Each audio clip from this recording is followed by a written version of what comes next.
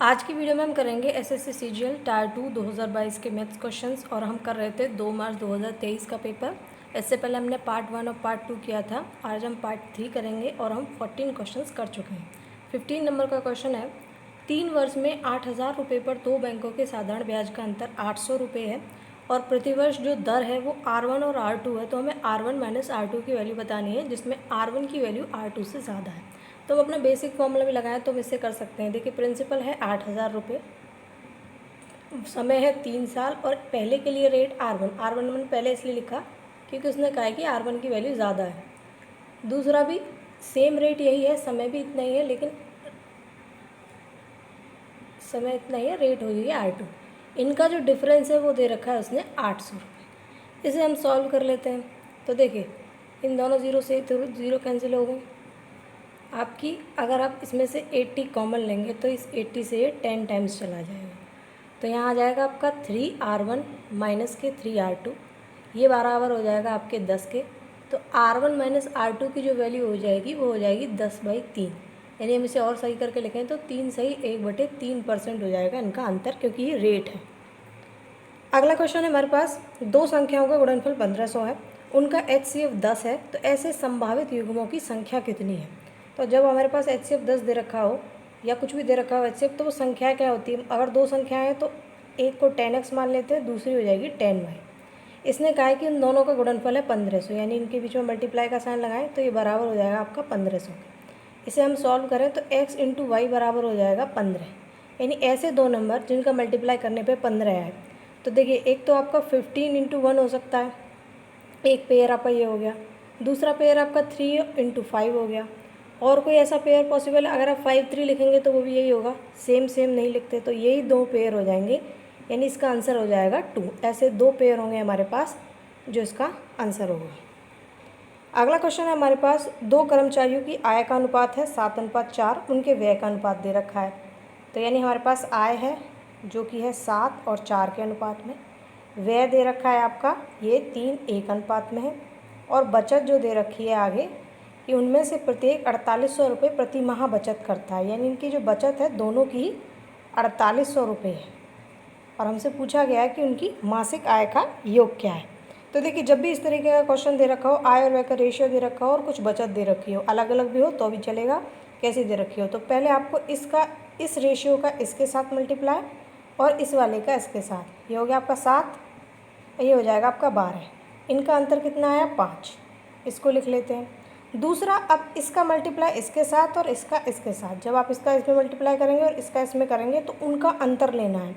तो number same है, अंतर यानी ये आ जाएगा 2 गुणा 4800। यहाँ से हम एक की वैल्यू निकाल सकते हैं जो हो जाएगी आपकी 2 गुणा 4800/5।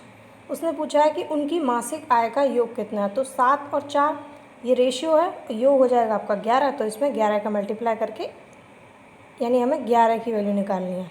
तो यहाँ से हम इसे सॉल्व कर लेते हैं, गुणा 11/5, ये हमारा आंसर हो जाएगा।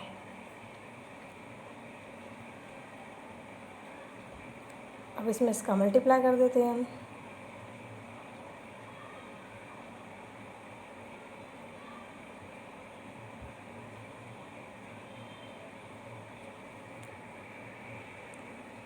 हाँ, इसमें एक ज़ीरो हमने एक्स्ट्रा लगा दी, ये ऐसे आएगा यहाँ पर ये, यानी ये इसका आंसर हो जाएगा इन दोनों की आय का योग।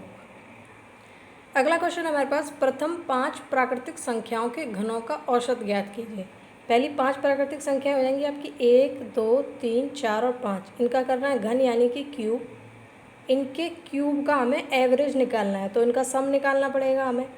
तो हम जानते हैं कि इस तरीके से जो संख्या लिख रही है, यानी a क्यूब 1 क्यूब 2 क्यूब, और ये अगर n क्यूब तक होती तो उसके लिए इसके सम का जो फॉर्मूला होता है वो होता है n इंटू n+1/2 और इसका होल स्क्वायर। तो अगर हम इस पूरे ये इसका सम है, सम में हम इसमें n से डिवाइड लगा दें, यानी कि इसे हम इस तरीके से लिखें तो ये आपका एवरेज हो जाएगा। तो इसमें हमारे पास n की वैल्यू 5 है, उसे लगा के इसे सॉल्व कर लेते हैं। तो ये हो जाएगा आपका 1/5, अंदर हो जाएगा 5 इंटू 6/2 और इसका वो करना हमें स्क्वायर।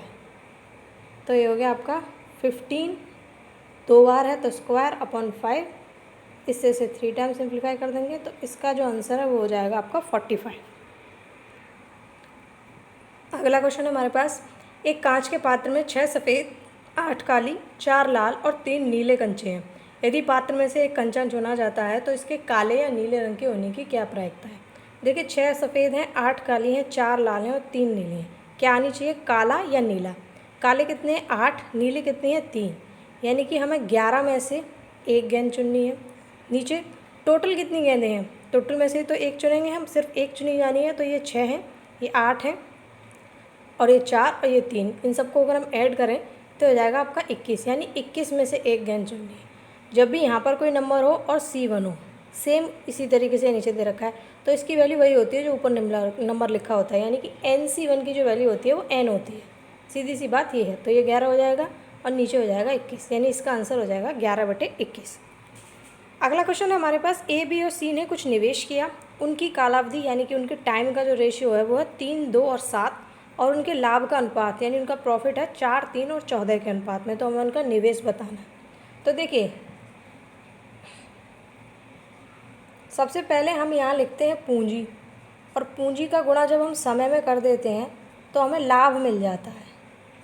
यानी कि अगर यहाँ पर कुछ पूंजी रही होगी तीनों की, समय का रेशियो दे रखा है उसने 3, 2, 7, तो हमें इन दोनों का मल्टीप्लाई करने के बाद लाभ मिला होगा 4, 3 और 14 में। तो जब भी लाभ दे और समय दे, पूंजी निकालनी हो तो लाभ वाले में समय से डिवाइड लगा दें। अगर समय ना दे के पूंजी दे रखी होती और समय पूछ रहा होता तो पूंजी से लाभ में डिवाइड लगा देते, तो हमें यहाँ से इसमें पूंजी का अनुपात मिल जाएगा। तो देखिए इससे 2 टाइम्स चला गया। अब इसको हम जो है फ्रैक्शन में से हटा देते हैं, यानी नीचे से हटा देते हैं। तो इन दोनों का एलसीएम 6 हो गया। 6 से पूरे में मल्टीप्लाई कर देते हैं। 6 से आप पूरे में मल्टीप्लाई करोगे तो ये हो जाएगा आपका 8, ये हो जाएगा आपका 9 और ये हो जाएगा आपका 12। इनकी पूंजी का अनुपात हो जाएगा 8:9:11। आज की वीडियो में इतना ही, मिलते हैं अगली वीडियो में।